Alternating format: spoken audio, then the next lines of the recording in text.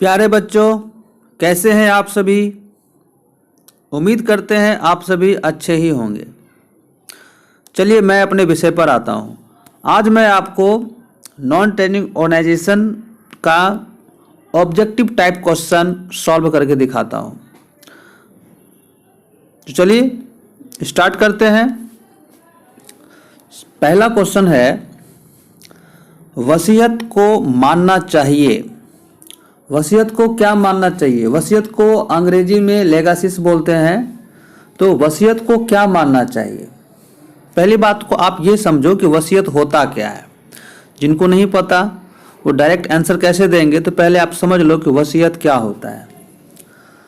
यह एक capital receipt है जो एक लीगल डॉक्यूमेंट के रूप में होता है, जिसमें संपत्ति के लीगल अधिकारों का जिक्र होता है। मृत व्यक्ति की इच्छानुसार ये प्राप्त होता है। होता क्या है ना कि अब कोई व्यक्ति है, उसने बहुत कुछ अपने जीवन में अर्जित किया है, धन संपदा, तो वो चाहता है कि उसके मरने के बाद ये संपत्ति उनके जो असली हकदार हैं, कह सकते हैं कि वारिस, उनको ये विरासत मिले। तो उसके मरने के बाद किसे मिलेगा? बहुत सारे उस समय ऐसे लोग खड़े होंगे जो ये कहेंगे कि मैं हूँ इसका असली हकदार, मैं हूँ असली इसका वारिस, वगैरह वगैरह।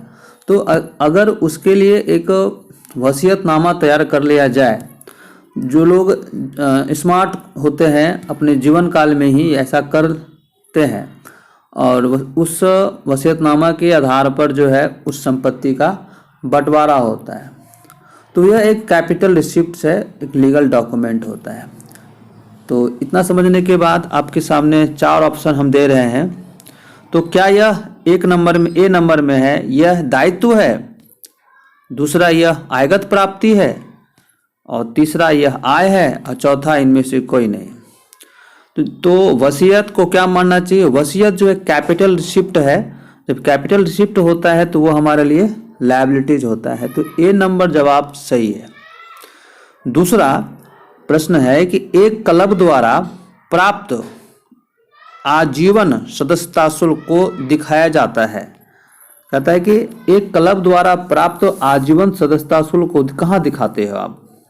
देखो, आजीवन सदस्यता शुल्क जो है ना, लाइफ टाइम मेंबरशिप फी जो है, यह भी एक कैपिटल रिसिप्ट है, पूंजीगत प्राप्ति है।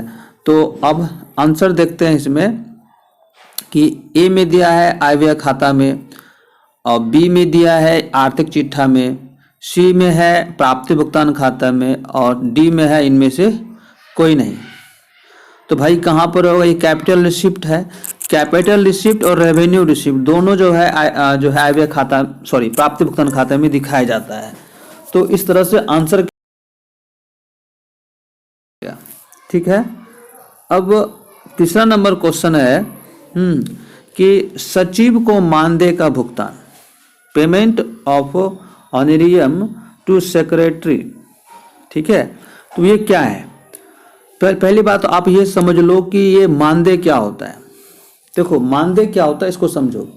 यह एक रेवेन्यू पेमेंट है, बार बार होने वाला पेमेंट है ना, रेकरिंग आइटम है, जो संस्था के कर्मचारियों को छोड़कर किसी अन्य से विशेष कार्य या सेवा लेने के बदले दिया जाता है।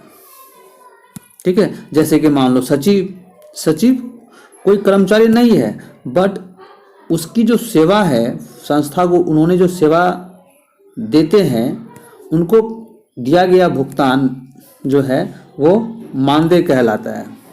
ये संस्था कर्मचारी जो नहीं होते हैं, बाहर का कोई व्यक्ति होता है, या संस्था का परिचय का व्यक्ति होता है, संस्था उससे जो है किसी प्रकार का कार्य, विशेष कार्य सेवा लेती है, तो उसके बदले में उसको जो पारिश्रमिक देती है वो कहलाता है मानदेय।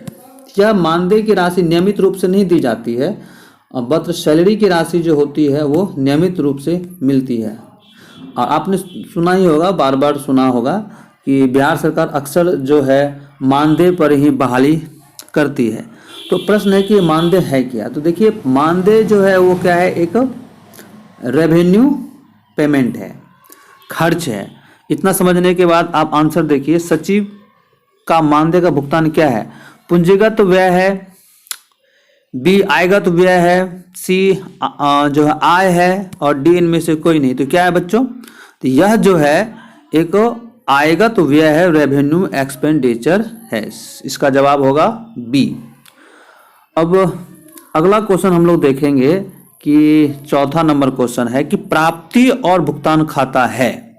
भाई प्राप्ति भुगतान खाता क्या है, तो आपको बता दें प्राप्ति भुगतान खाता में जो है कैश का हिसाब किताब रखा जाता है। यह प्राप्ति भुगतान खाता जो है कैश का सारांश प्राप्ति भुगतान खाता जो है वो रोकर बही का सारांश है, समरी है।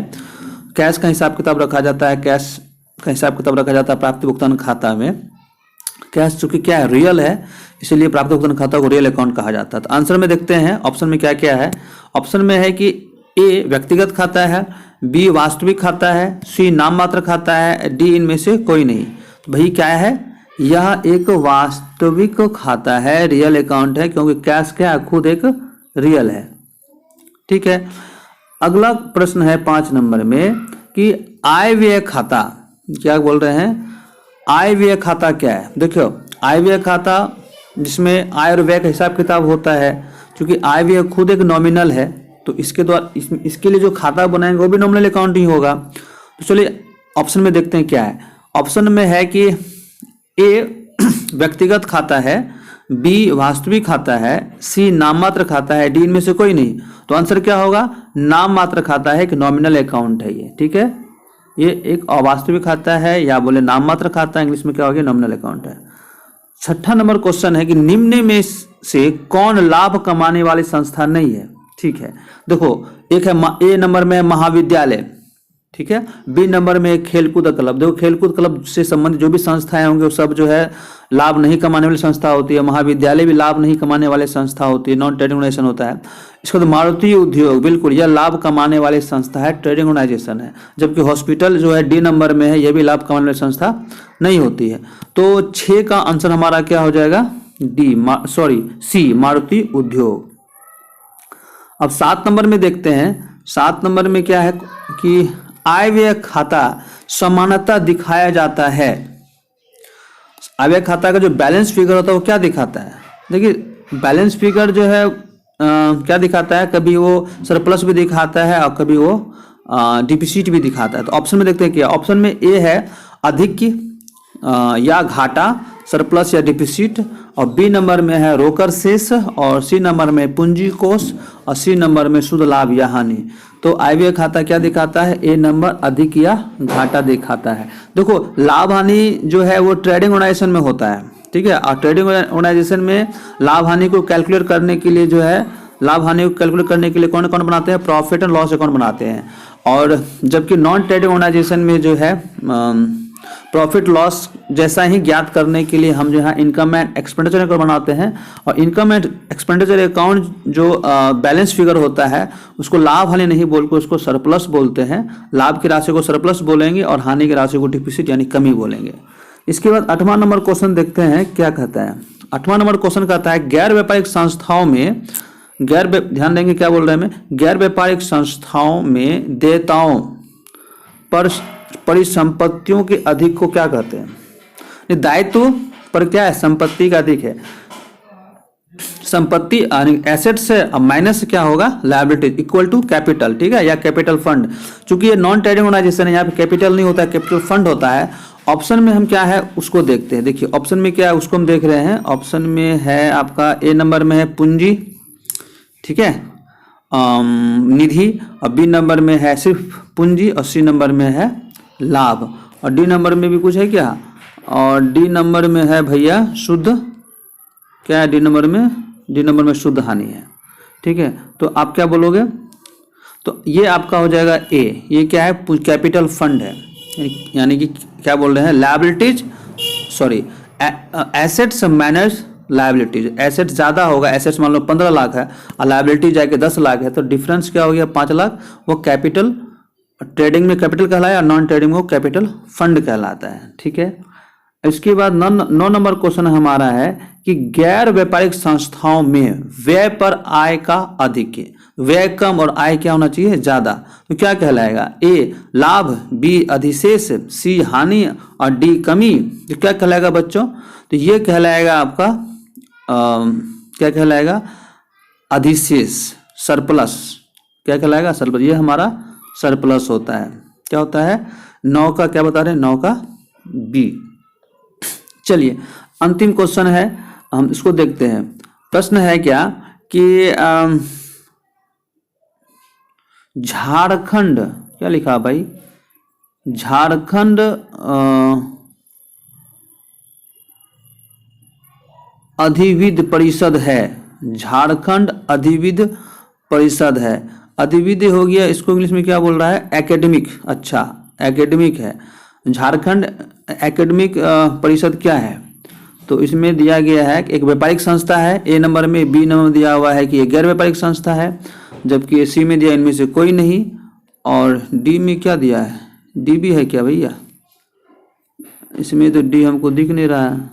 हाँ, इसमें ए बी सी है, डी नहीं है। तो भाई झारखंड जैसे ही एकेडमिक हो गया तो भैया ये क्या हो गया, नॉन ट्रेडिंग हो गया ना। ठीक है, 10 नंबर का आंसर क्या हो जाएगा, नॉन ट्रेडिंग गैर व्यापारिक संस्था। ठीक है, गैर व्यापारिक संस्था है। इस तरह से आपने 10 प्रश्न देखे। मुख्य रूप से नॉन ट्रेडिंग ऑर्गेनाइजेशन में 10+2 के जो एग्जाम होते हैं उनमें अधिकतर इसी टाइप के सवाल पूछे जाते हैं। आप इन सवालों को फिर से एक बार वीडियो देख लीजिए, समझ लीजिए। ठीक है, और कोई क्वेश्चन है जो डाउट में है उसको आप कमेंट बॉक्स में आके कमेंट कीजिए, हम उसका जवाब देंगे। ओके, फिर मिलते हैं अगले वीडियो।